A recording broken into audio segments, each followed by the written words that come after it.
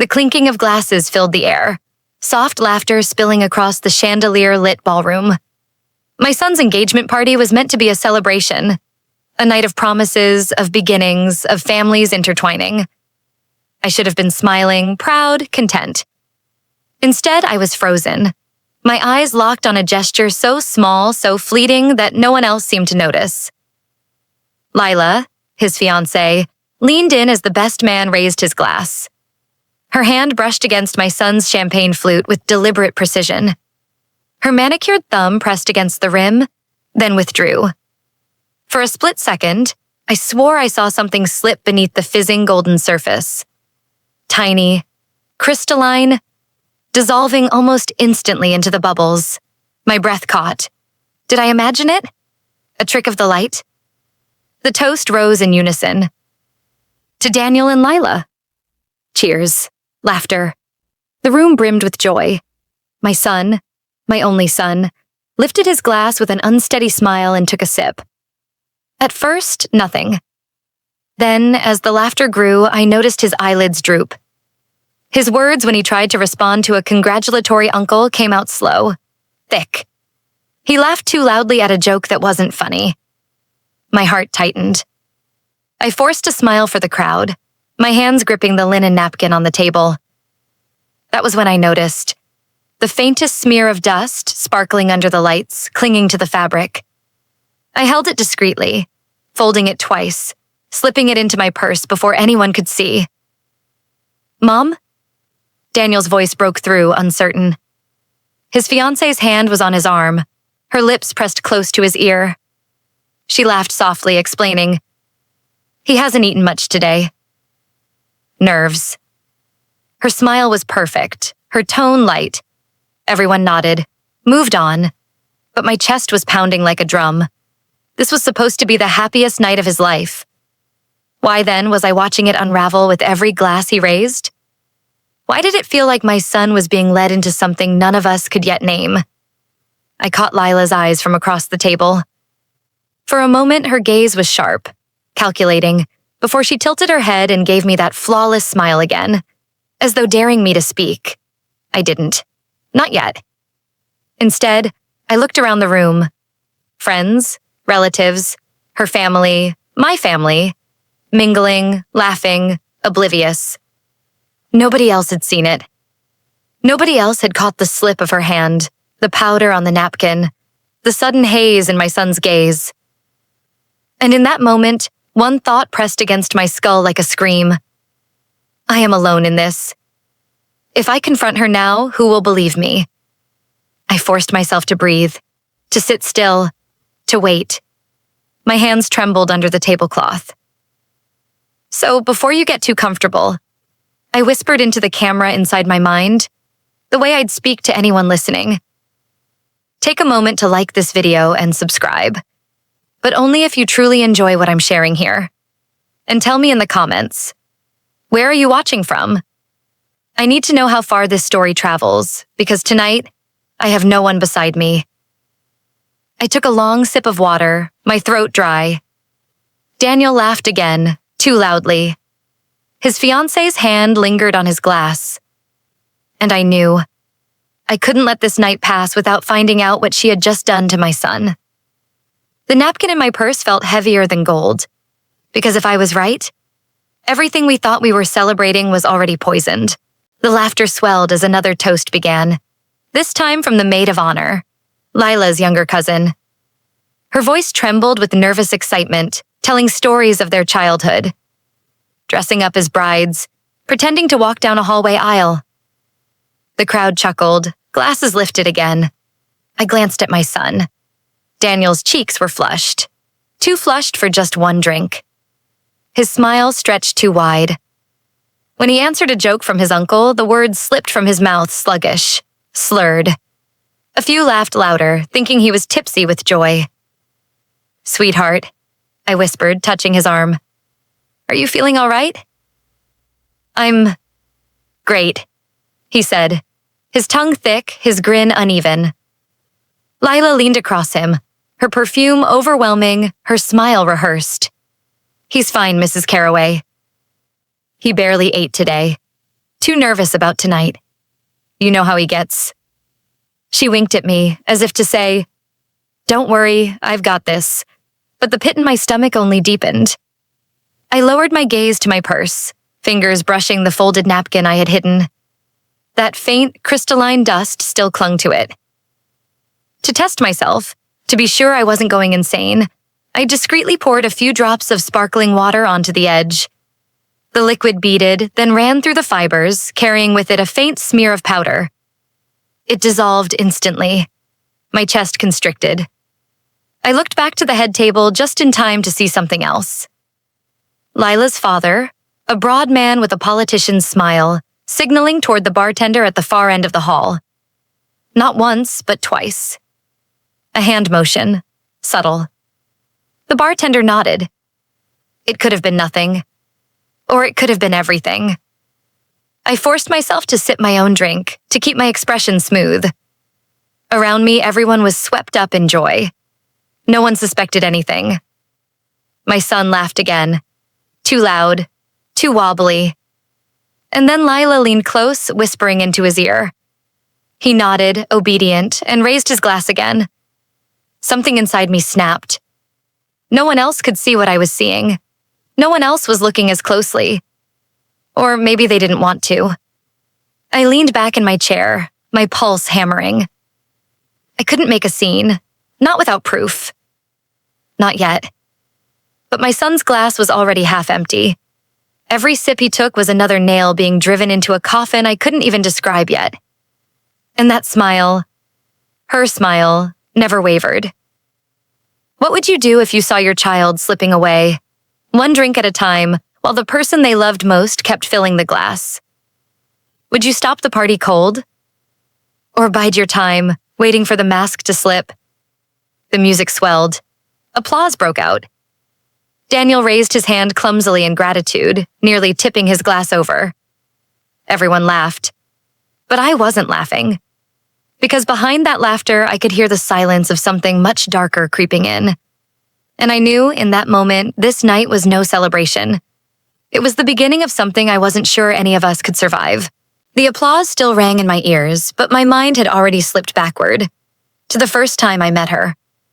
Leela, the girl with the flawless smile, the soft voice, the kind of presence that could fill a room without ever raising her tone. My son had introduced her on a rainy afternoon 2 years ago, her umbrella dripping in our entryway. She'd brought flowers for me and a bottle of wine she said she picked just for our family. Every word she spoke was gentle, perfectly placed. I'd wanted to believe her. Daniel had looked at her like she was the sun. And what mother doesn't want to see her child happy? But memory is cruel. It shows you what you missed. I remembered the evening she left her purse on the kitchen counter. I hadn't meant to snoop. Truly, I hadn't. But the bag tipped, spilling out receipts and makeup compacts. One slip of paper had caught my eye. A pharmacy receipt. 2 items stood out. One was an anti-anxiety medication. The other, a prescription I didn't recognize. Some long chemical name I'd never heard before. I told myself it was nothing. Maybe something routine, maybe a supplement. I folded it back, tucked it neatly away, and tried to bury my unease under politeness. Tonight, though, the name came roaring back. I mouthed it silently, over and over until it hit me. I'd seen that same name in an article once, buried in a story about students abusing medication to calm their nerves, or in darker corners, to soften someone else's will. A sedative used off-label. I pressed my lips together, my hand tightening around the stem of my glass. The signs were all there, weren't they? The way she always seemed one step ahead of my questions. The way she cut conversations short whenever my son started talking about finances or the future. The way she smiled too quickly, too perfectly, like her expressions were rehearsed. At first impressions, she'd seemed perfect. Now, every second thought carved deeper into me. Daniel's laugh bubbled beside me, slurred again, out of sync with the punchline he'd just been told. And still, no one noticed but me. Lila brushed his hair back from his forehead, her hand tender, her lips brushing his temple. She looked like every doting fiancé the world could adore. Only I knew better. Or maybe, only I believed I did.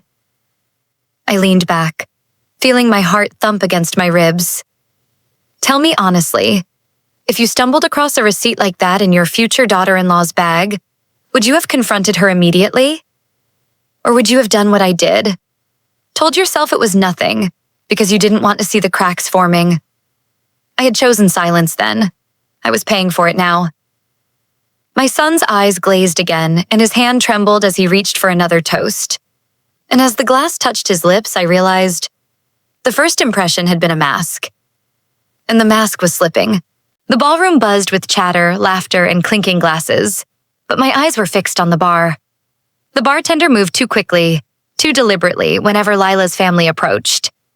His hand shook once when I caught his gaze, then dropped low as if he were hiding something. I excused myself from the table and slipped through the crowd, my heels sinking slightly into the plush carpet. I wasn't going to cause a scene. Not yet. But I needed to see. Could I just have a glass of water? I asked, sliding into the bar's glow. The bartender didn't meet my eyes. Of course. But before he reached for a glass, a woman appeared. Lila's aunt, I realized, with her tight curls and her pearls clinking like warning bells. She laughed too loudly, blocking my view of the bottles. Oh, don't fuss, darling. Let me get you some cake instead. Red velvet. You'll love it. I smiled politely, my pulse thundering. I'd really prefer water. Her laughter faltered, only for a heartbeat. Then she waved at the bartender, her gesture sharp, commanding. He hesitated, then slid me a glass of water as if it were contraband. I lifted it, pretending to sip, watching. That's when I noticed the ledger on the counter, flipped carelessly open.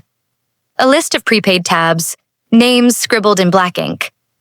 Most were individual guests. One line stretched across the page. House tab, prepaid by R. Caraway. Caraway, Lila's father. I steadied my hand, hiding my shock. He hadn't just paid for drinks, he'd paid for control. No one would question what came from the bar if it was all on him. I glanced back at the tables. Lila was laughing with Daniel, her hand still too close to his glass, her smile as radiant as ever. Daniel's head drooped, his grin loose, his words thick. The bartender's hand trembled as he cleared a glass. He knew something. They all did. I turned back, fixing the bartender with a quiet stare. Why did her father pay the tab in advance? I asked softly. His eyes darted to the aunt, then back to me. His lips parted, barely moving. Don't ask. I leaned closer. I am asking. The pause stretched, and then he muttered just loud enough for me to hear. Because this isn't a party. It's a plan. The glass nearly slipped from my hand. What would you do if you discovered your in-laws were running the night like a stage play? Would you confront them now and risk being dismissed as paranoid? Or wait until you had proof strong enough to break the whole act apart? I forced myself to smile at the aunt, thanked her for the cake I never touched, and returned to my table. The napkin in my purse. The receipt in my memory. The bartender's words in my ear. The puzzle pieces were beginning to take shape. And the picture was terrifying. The music swelled as another toast began, but my phone buzzed against the lining of my purse. I pulled it out, shielding the screen from wandering eyes. An unknown number. No name, no context. Just a short message and a video clip. My stomach tightened. The message read, "He never believed me. Don't let yours fall next," I pressed play, my hands trembling. The clip was grainy, filmed in low light but clear enough. There she was, Lila, sitting at another dinner table, smiling as she leaned in toward a man. Her hand brushed his glass, casual as breathing. And just like tonight, a capsule slipped into the drink. The man laughed, oblivious. She kissed his cheek. I felt my blood run cold. I lifted my gaze across the room. Lila was laughing now, head tilted back, her hand stroking Daniel's sleeve. Perfect. Polished. She had rehearsed this performance before. Who had sent me this? I scrolled up, looking for a name, but there was nothing. Just the number. My heart pounded. Could it be a cruel trick? Or was this the proof I'd been waiting for? I typed back quickly. Who are you? 3 dots pulsed on the screen, then stopped. Then appeared again. Finally, her old roommate. She ruined him. Don't let her ruin yours, I swallowed hard. I could almost feel the weight of these words pressing into my chest. A roommate. Someone who had lived with her. Someone who had seen. I looked again at my son. His eyes were hazy now, his movements slower. He leaned too heavily against Lila, who steadied him with practiced grace. Her smile never faltered. The evidence sat in my hand, glowing on the screen. But evidence is a dangerous thing. Evidence makes you a target. I slipped the phone back into my purse, covering it with the folded napkin, as though the two belonged together. The powder and the proof. I stared at Lila, my lips pressing into a thin line. She was good. Too good. Daniel's laughter rang out again, hollow and delayed. The room cheered. The crowd saw joy. I saw a trap tightening, and the stranger's words echoed in my ears. Don't let yours fall next. The speeches were over, and the music had shifted into a lighter rhythm. Guests mingled, snapping pictures in front of the floral arch, while waiters carried trays of champagne and petit fours. At the head table, the pile of gifts began to shrink as Daniel and Lila opened them one by one. Shiny envelopes with cash, boxes tied with ribbons, jewelry from relatives who could afford it. Then, in the middle of laughter and applause, Lila slipped a slim envelope from her clutch. Unlike the others, this wasn't wrapped in foil or ribbon. She held it with both hands, leaned close to my son, and whispered something only he could hear. Daniel chuckled, his eyes glassy but his smile obedient. He slid the envelope into his jacket pocket without opening it. But I had seen the bold black letters on the front before it disappeared. Medical directive/temporary financial authority. My heart lurched. I leaned forward. What was that? I asked, forcing my tone to stay light. Oh, nothing dramatic. Lila laughed, her voice silk over steel. Just a little surprise for us later. You'll see Daniel grinned weakly, his eyelids heavy. She's always so organized. The table erupted in laughter. I wanted to scream. Later, when I excused myself to the restroom, I found the envelope carelessly half-slid from his pocket where he'd draped his jacket over a chair. My fingers brushed the seal. I knew I shouldn't. But I pulled it free, heart pounding and peeked inside. Legal documents, pages neatly clipped together, pre-filled with Daniel's name, Lila's name, and a notary signature line, dated today. A power of attorney for financial matters. A medical directive naming her as the sole decision-maker in case of temporary incapacity. I bit down on the panic rising in my throat. Not only were they ready, they were prepared for tonight. Everything had been arranged. I shoved the papers back in place just as Lila reappeared, her eyes narrowing briefly, as though she knew exactly what I had done. Her smile returned in an instant. Isn't he the sweetest? She said, kissing Daniel's cheek. He blushed, half aware, and everyone around us sighed at the gesture. But I saw something else. A tightening grip. A script she had rehearsed. The envelope weighed on me, invisible but crushing. Tell me, if you saw your child handed documents like these on the night of their engagement, would you see it as loving foresight? Or control disguised as care? Would you speak up and risk being called paranoid? I sat back, silent, my fists clenched under the tablecloth. Because the papers were waiting. The pen was ready. And my son was slipping further out of reach with every passing toast. The night air was cool when I slipped outside, the noise of the ballroom muffled behind me. My phone buzzed again. The same unknown number. Meet me in the parking lot. By the oak tree, every instinct screamed against it.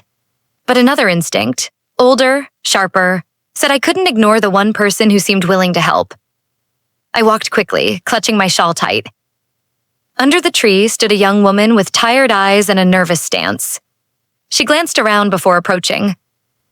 You must be Daniel's mom. And you? Call me Rachel, she said. Her voice was tight, urgent.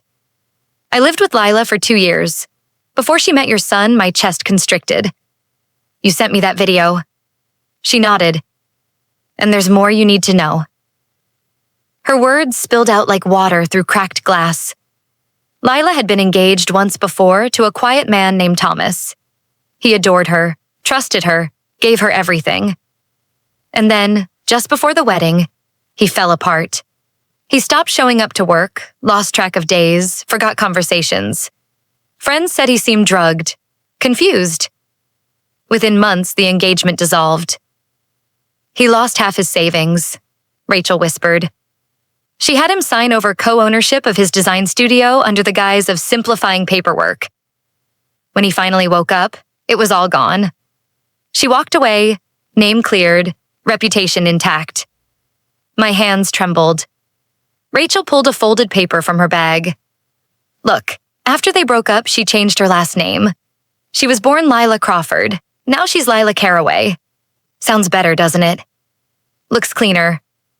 I stared at the driver's license copy Rachel handed me. Same face, different surname, different story. Back then, I'd told myself the strange pharmacy receipt didn't mean anything. But now, the pattern was undeniable. She's good, Rachel whispered. Too good. She knows how to make people doubt themselves, how to make everyone else see her as perfect. And if you push too hard, you'll be the crazy one. Trust me. I tried. Her eyes glistened. Thomas never recovered. He lives with his parents now. Can't hold down steady work. He doesn't even talk about her anymore. The sound of laughter burst from the ballroom doors as guests spilled outside for fresh air. Rachel stiffened. I shouldn't stay. They'll recognize me. Why are you helping me? I asked. She hesitated. Then, because I couldn't save him. Maybe I can save your son.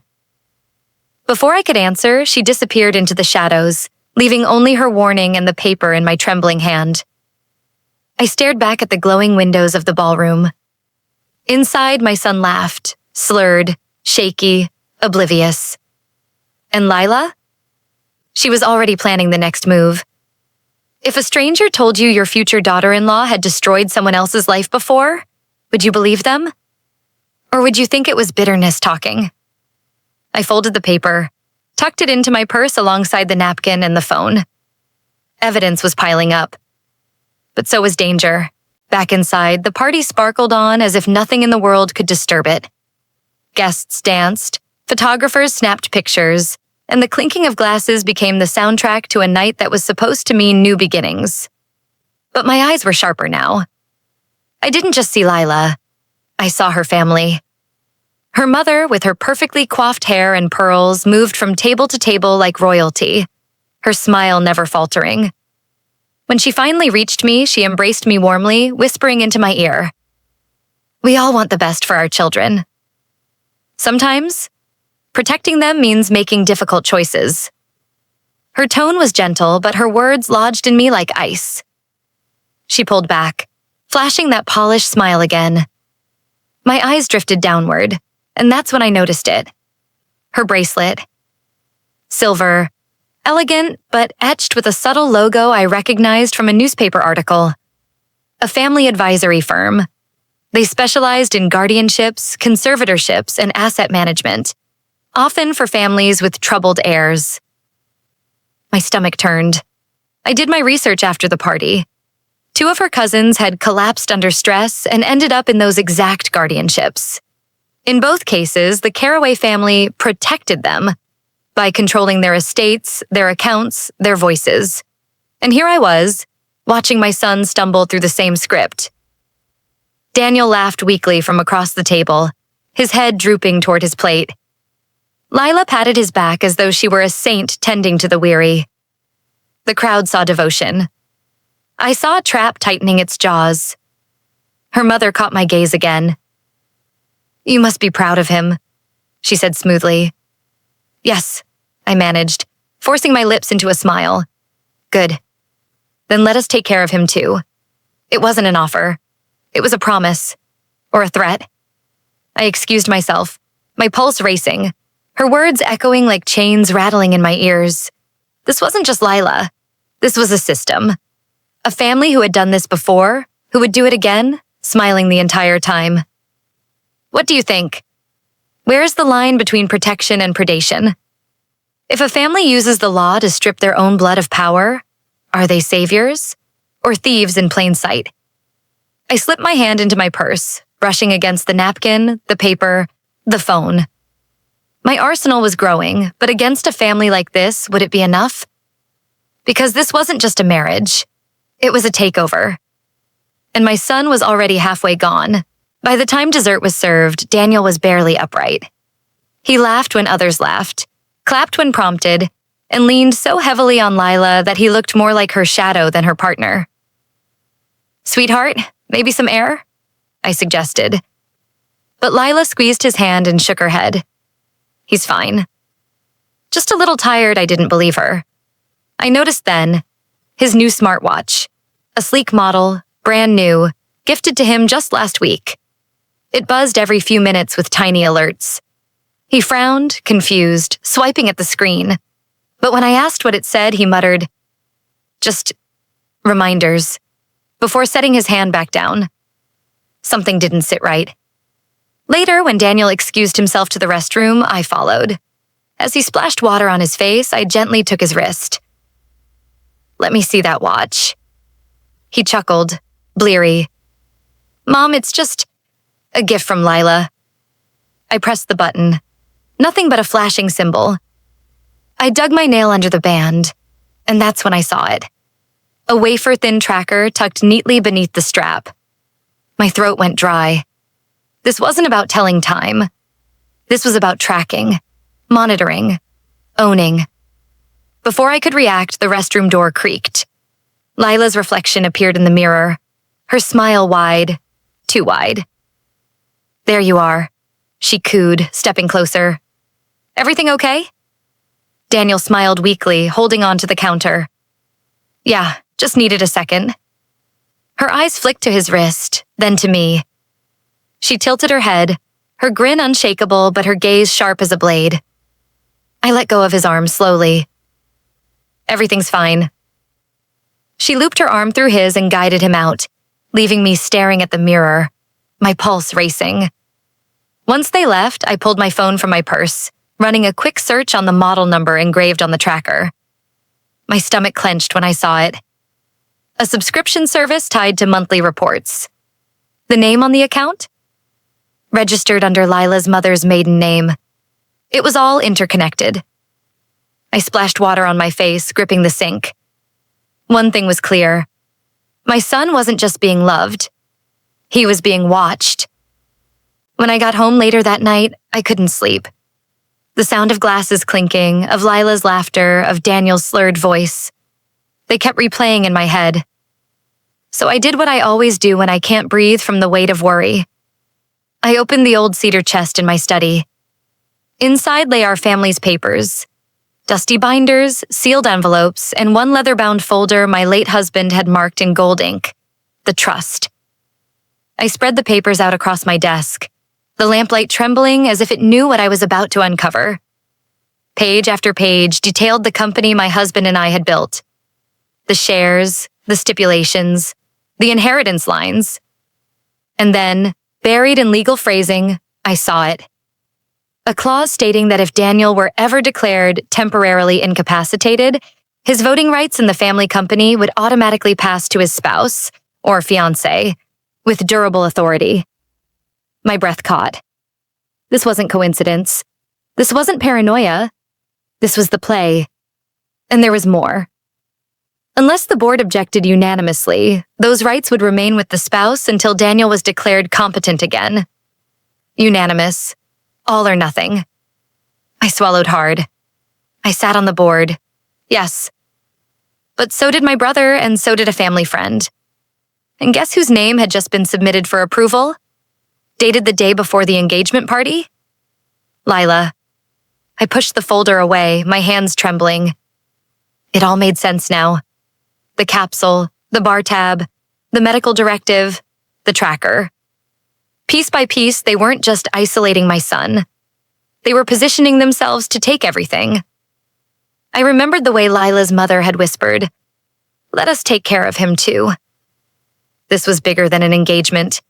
It was a hostile takeover wrapped in lace and champagne. I leaned back in my chair, tears stinging my eyes. I wanted to scream. But instead, I whispered to the silence of my study. What would you do if you discovered your child's future spouse was one clause away from stealing your family's legacy? Would you call the lawyers tonight? Or confront her before the wedding trap snaps shut? The documents glared back at me as though daring me to act. I pressed my hand against the folder, steadying myself. Because now I knew exactly what I was up against. And I also knew, if I made one wrong move, I could lose my son and the life we built in a single stroke of a pen. By the time dessert plates were cleared, the party had shifted into its casual stage. Guests drifted between tables, snapping photos, sipping cocktails, pretending to be relaxed but still keeping their eyes on the glowing couple. That's when I noticed the photographer. He wasn't dressed like the others. No pressed uniform, no crisp logo on his shirt. Just a black polo and a belt bag slung around his waist. At first, I dismissed it. Until he leaned over for a shot of Lila and Daniel, and I glimpsed something heavy tucked inside the bag. Not a spare lens, not film, a notary seal. My pulse quickened. I followed him with my eyes as he circled the room, snapping photos, smiling politely. Then, after cake, he guided Daniel and Lila toward a quieter corner, away from the music.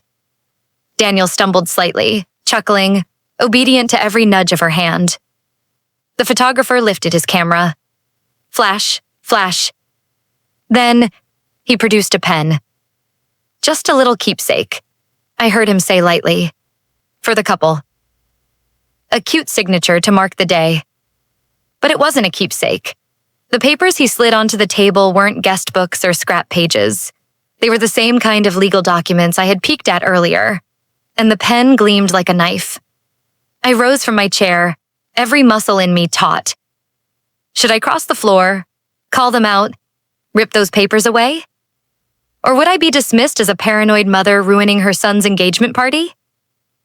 Lila laughed, resting her head on Daniel's shoulder as he reached for the pen, his fingers clumsy. Every instinct screamed at me to stop him. But I stayed rooted, breath caught in my chest. Because one wrong move could make me the villain in everyone's eyes. The photographer's smile widened. Just here, sir. And here for the lady. The pen hovered above the paper. Tell me, if you were me, would you stop your son in front of everyone? Risk humiliation, maybe even his anger? Or would you wait, knowing the truth but gambling on a chance to catch it all later? My nails dug into my palms, my body trembling with the weight of the choice.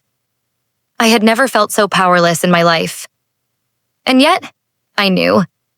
If he signed, it wouldn't just be ink on paper.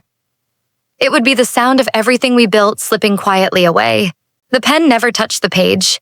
Not yet. Because suddenly Daniel swayed, his knees buckling beneath him. A gasp rippled through the crowd as he crumpled to the floor. "Daniel!" I shouted, lunging forward. But Lila was already kneeling beside him, her hands fluttering with dramatic precision. "He's hypoglycemic," she cried, voice pitched just loud enough for the crowd to hear. "He just needs sugar." Hypoglycemic? My son had no such diagnosis. The room erupted into panic. Guests murmured, waiters scrambled for orange juice, someone dialed 911. All the while, Lila clung to him, whispering in his ear, stroking his hair as if she were the savior in this unfolding tragedy. I shoved through the circle of people. "Move. Give him air."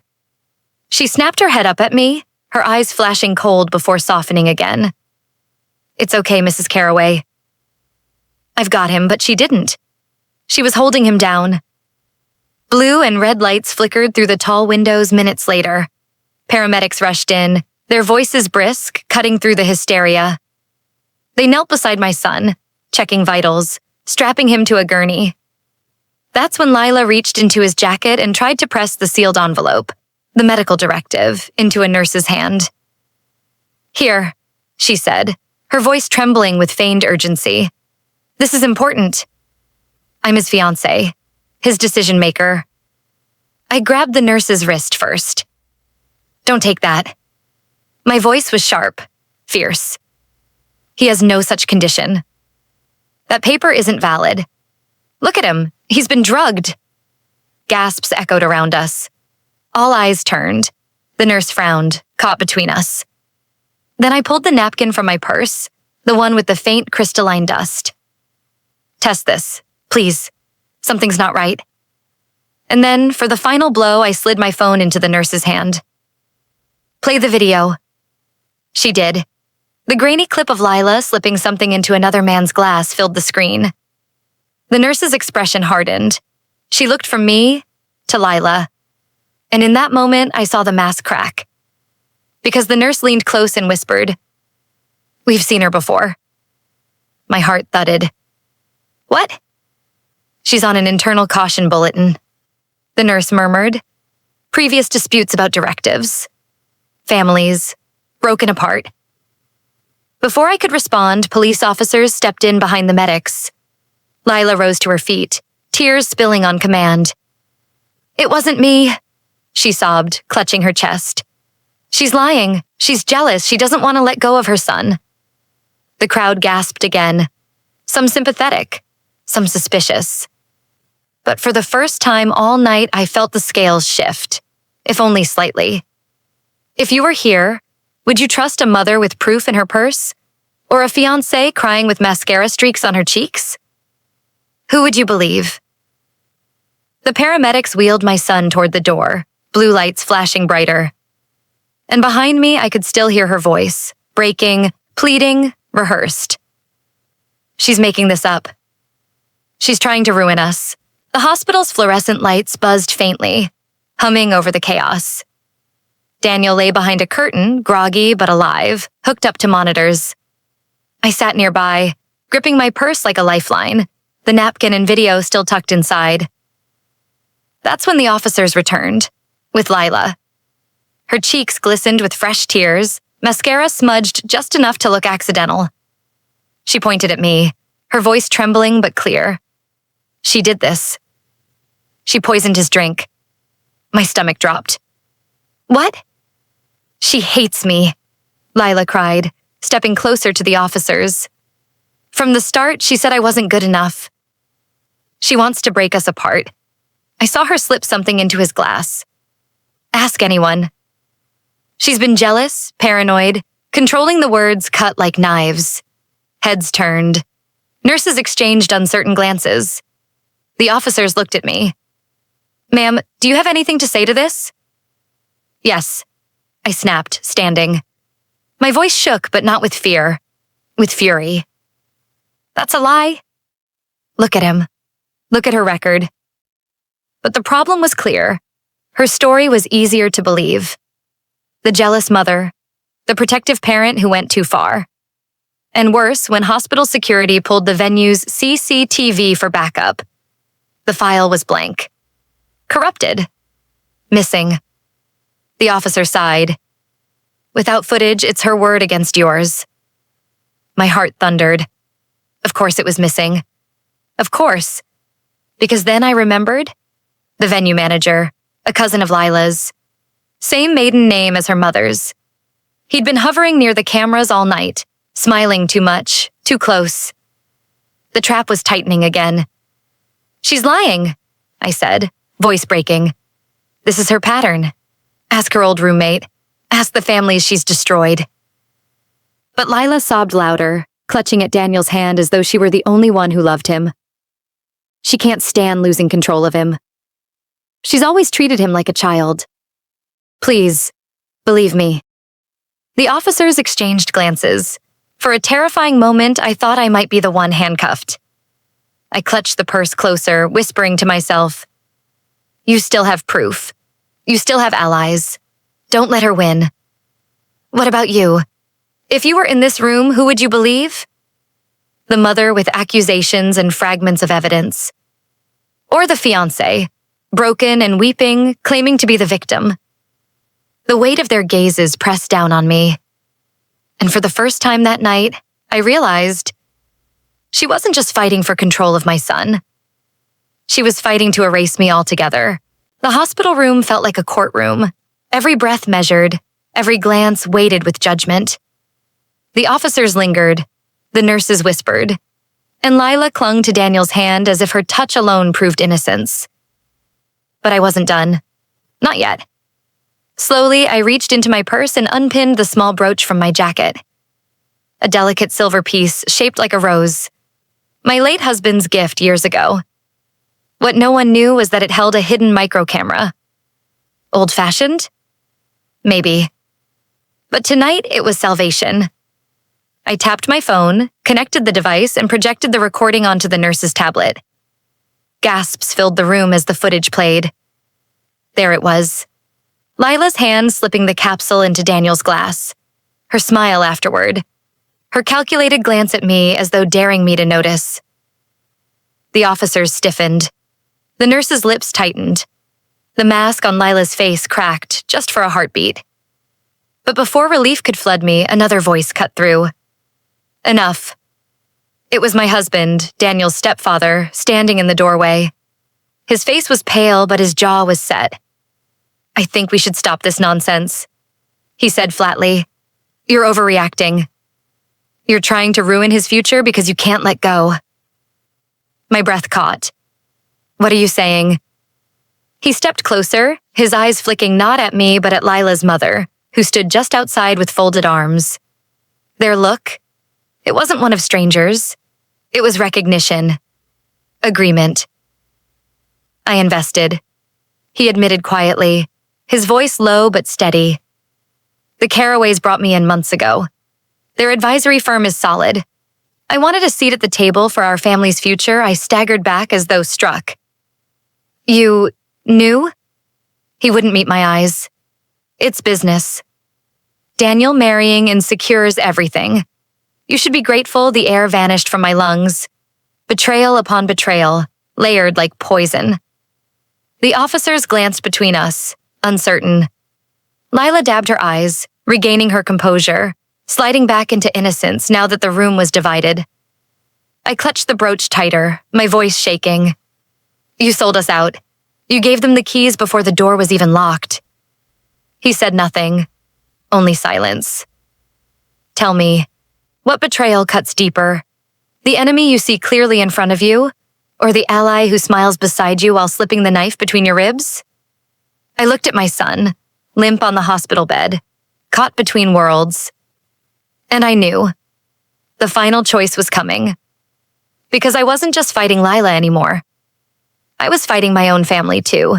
Weeks passed before I could bring myself to breathe normally again. The engagement party was over, but its scars lingered like shadows in the corners of every room. Daniel recovered slowly, his body adjusting, his mind clouded with fragments of that night he couldn't quite piece together. Sometimes he asked, "Why do people look at me so strangely now?" And I never knew how to answer without reopening wounds. The authorities circled the Caraways, but charges required proof of intent, not just suspicion. Lawyers exchanged letters, threats dressed as courtesies. Eventually, an agreement was offered. Silence, in exchange for peace. A mutual walkaway. No lawsuits, no headlines. I wanted war. I wanted justice. But then I looked at my son. Fragile, heartbroken, lost. He didn't need a battle. He needed freedom. So he accepted. Daniel gave back the ring, quietly, without spectacle, without closure. The company remained ours. The trust survived. But the family didn't. Not the way it had been. My husband, his betrayal had cracked something I couldn't repair. We lived under the same roof, but the silence between us was louder than any argument. And yet, for all I lost, I gained something too. Clarity. I saw my son's strength as he rebuilt his days, brick by brick. I saw my own endurance, realizing that survival isn't about keeping everything. It's about holding on to what matters most. Months later, at a charity gala, I spotted her again. Lila, arm in arm with another wealthy man, her smile as flawless as ever. She laughed, eyes shining, as if she hadn't nearly destroyed us. For a moment, anger clawed at me. But then I let it go, because I knew her game, and I knew the cost. Seeing clearly doesn't always save the life you wanted. It saves the life you still have. So if you've stayed with me until the end, maybe your heart has felt something too. Leave a comment, hit like, and subscribe if you'd like to continue sharing these stories with me. And tell me, if you were in my place, would you have fought until the bitter end, or chosen silence to protect what little remained? Because sometimes silence isn't weakness. Sometimes it's survival. Thank you for listening to the whole story. I hope you will support my future works.